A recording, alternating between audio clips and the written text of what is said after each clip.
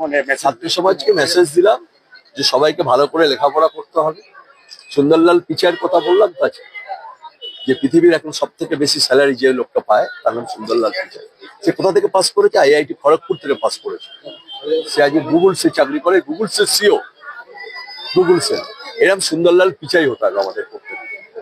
লেখাপড়ার বিকল্প কিচ্ছু নেই পৃথিবীতে। আর মুখ্যমন্ত্রী মমতা বন্দ্যোপাধ্যায় যে জায়গা খুলে দিয়েছেন আমাদের, যে দ্বার খুলে দিয়েছেন, লেখাপড়া করতে গেলে পয়সা লাগবে, ব্যাংকে লোন দিচ্ছেন, ব্যাংক লোন দিচ্ছেন। লেখাপড়া করতে গেলে স্কুলগুলোকে সবুজ সাথী, লেখাপড়া হলে কন্যাশ্রী দিচ্ছেন। কন্যাশ্রীর 3টে ধাপ, একটা প্রাইমারি ধাপ, একটা সেকেন্ডারি ধাপ, একটা কলেজের ধাপে দিচ্ছে। সুতরাং এই জায়গায় করতে হবে, শুধু নিজেদের সচেতন থাকতে হবে। কোন বাড়ির কোনো ছাত্র যদি হেল্প চায় বা ছাত্রী যদি হেল্প চায়, আমরা যেন যে থেকে তাকে হেল্পটা করতে পারি। লেখাপড়ার জন্য করতে পারছে না পয়সার জন্য, কেউ তো পারে না, এটাকে আমাদের হেল্প করতে হবে। এ বই কিনতে পারছে না, এটা আমাদের হেল্প করতে হবে তাকে। একদম বললাম যে আগে বিকল্প করতে, বিকল্প তৈরি হোক।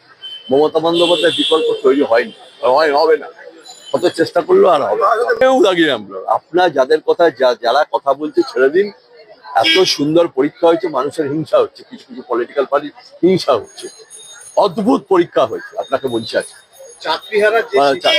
সবাই। আমি তো আমরা আশা করি, আমরা ভগবানকে বলি, সবসময় বলি, ঈশ্বর যেন সবাইকে ওদের চাকরি দিয়ে দাও, ওরা যেন তাদের সংসার ভালো করে করতে পারে, সবাই যেন চাকরিটা পেয়ে যায়।